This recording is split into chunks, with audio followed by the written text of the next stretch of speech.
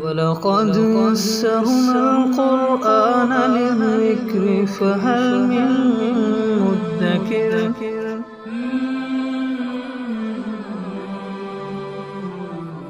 سورہ آل عمران آیت نمبر 110 اعوذ باللہ من الشیطان الرجیم بسم اللہ الرحمن الرحیم کنتم خیر امۃ اخرجت للناس تأمرون بالمعروف وتنہون عن المنکر وتؤمنون باللہ ولو آمن اہل الکتاب لکان خیرا لہم منہم المؤمنون واکثرهم الفاسقون۔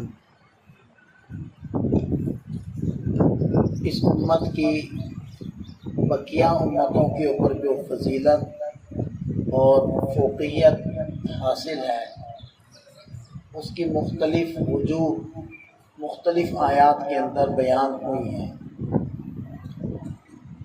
سورہ بقرہ کی آیت نمبر 143 دوسرے پارے کے اندر یہ گزر چکی ہے، جس کے اندر ایک بہت اہم وجہ اس امت کی افضلیت کی بیان ہوئی ہے۔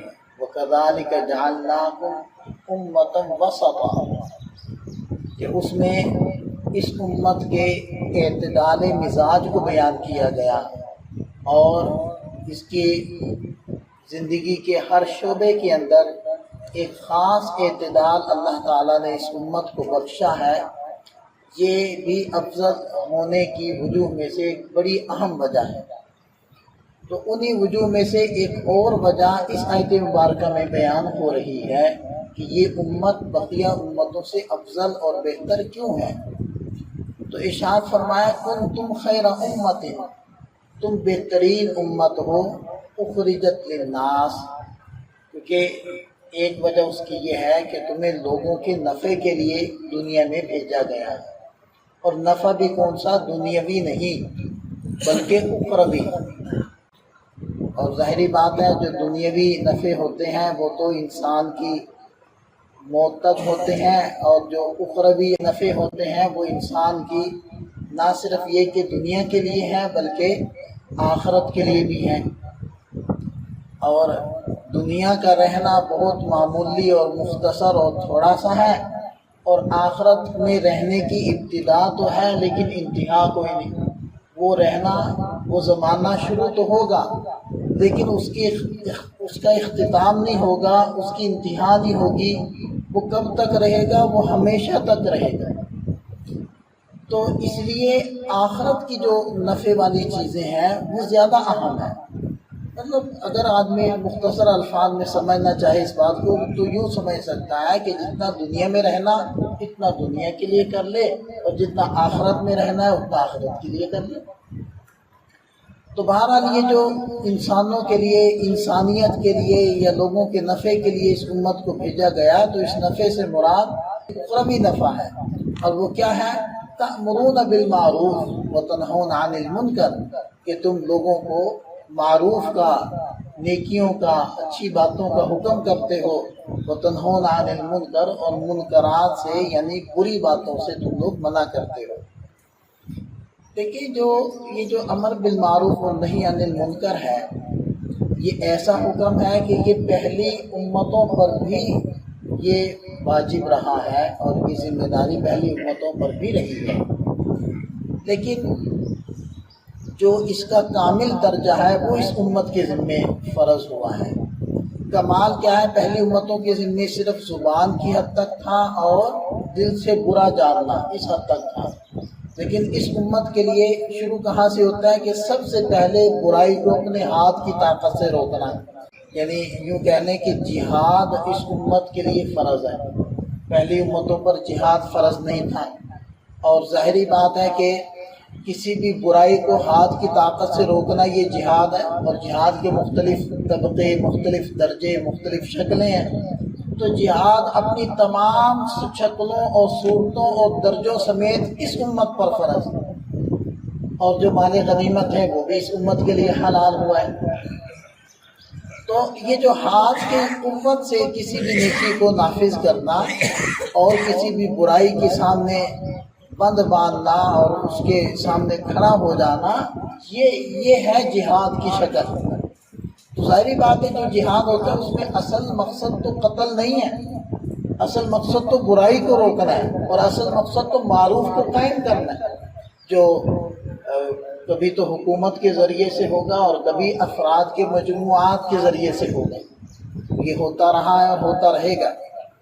دوسرا فرق یہ ہے کہ پہلی امتوں پر یہ فریضہ تھا، لیکن انہوں نے جہاں دیگر فرائض اللہ تعالیٰ کے ضائع کیے اور وہ بھول گئے اور انہوں نے ان کے اوپر عمل چھوڑا، وہیں انہوں نے اس فریضے کو بھی چھوڑا۔ لیکن اس امت کی فضیلت میں اللہ کے نبی صلی اللہ علیہ وسلم نے بیان فرمایا کہ یہ اس امت کا ایک طبقہ ہمیشہ قیامت تک وہ اس فریضے کی انجام دہی کے اندر لگا رہے گا اور امر بالمعروف اور نہی عن المنکر کرتا رہے گا۔ تو یہ دو اہم وجوہ ہیں کہ جس کی وجہ سے اس امت کو افضل امت قرار دیا گیا اور اس امت کے ذریعے سے اس امر بالمعروف والا فریضہ اور نہی عن المنکر والا جو فریضہ ہے اس کو نافذ کیا گیا۔ اور پھر آگے فرمایا کہ وَتُؤْمِنُونَ بِاللَّهِ، اور تم اللہ پر ایمان لاتے ہو۔ اب اللہ پر ایمان لانا یہ تو پہلی امتوں میں بھی تھا، پھر اس امت کی فضیلت کیسے بنے گا؟ تو اس ایمان سے مراد ایمان کا کمال ہے۔ پہلی امتوں کو ایمان کا کمال نصیب نہیں تھا، اس امت کو ایمان کا کمال نصیب ہوا ہے، اس لیے یہ اس امت کی فضیلت کے اندر داخل ہوگا۔ وَلَوْ آمَنَ أَهْلُ الْكِتَابِ لَكَانَ خَيْرًا لَهُمْ، اگر اہل کتاب بھی ایمان لے آتے تو ان کے لیے بہتر ہوتا ہے، یعنی جتنے بھی اہل کتاب، چاہے وہ یہود ہیں چاہے وہ نصارہ ہیں، اگر وہ سب بھی ایمان لے آتے تو ان کے لیے بھی بہتر ہوتا۔ لیکن منہم المؤمنون، ان میں سے کچھ تو ایمان لائے، من تبعیضیہ، بعض والا معنی یہ من دے رہے ہیں، تو ان میں سے کچھ تو ایمان لائے، وَأَكْثَرُهُمُ الْفَاسِقُونَ، اور اکثر ان میں سے فاسق ہی ہیں، یعنی ایمان نہیں لائے اور وہ اسلام کی حقانیت کو جاننے کے باوجود بھی اس کی طرف متوجہ نہیں ہوئے۔ بعض لوگ ایمان لائے ہیں، اگر وہ سارے ہی ایمان لے آتے تو ان کے لیے بہتر ہوتا۔ تو بہرحال یہ سابقہ آیات کے اندر بھی یہ مضمون بڑی تفصیل سے بیان ہوا ہے۔ اس کے اندر وَلْتَكُن مِّنكُمْ أُمَّةٌ يَدْعُونَ إِلَى الْخَيْرِ، اس آیت کی جب تفسیر کی گئی تھی تو اس کے اندر اس کے ضمن میں معروف کے معنی بھی میں نے ذکر کیے تھے۔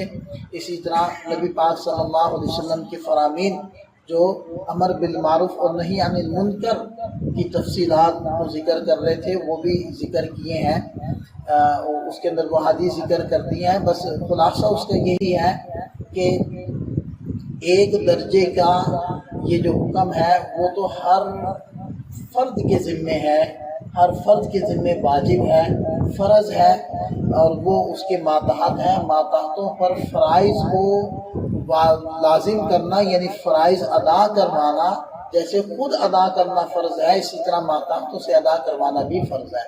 اور جو چیزیں سنت ہے وہ سنت ہے ان کی دعوت، اور جو چیزیں مستحب ہیں تو ان کو قائم کروانا اپنے ماتحتوں سے یہ بھی مستحب کا درجہ ہوگا۔ اور ایک طبقے کا موجود ہونا جیسے کہ سابقہ آیات میں گزرا ہے، وہ ایک طبقہ موجود رہے گا جس کا اوڑھنا بچھونا اور شب و روز کی فکر یہی رہے گی کہ وہ امر بالمعروف اور نہی عن المنکر کرتے رہیں، وہ امت کو اس کے اوپر لاتے رہیں، کیونکہ امت کا فرض منصبی یہی ہے۔ اللہ تعالی ہمیں سمجھ عطا فرمائے، عمل کی توفیق عطا فرمائے۔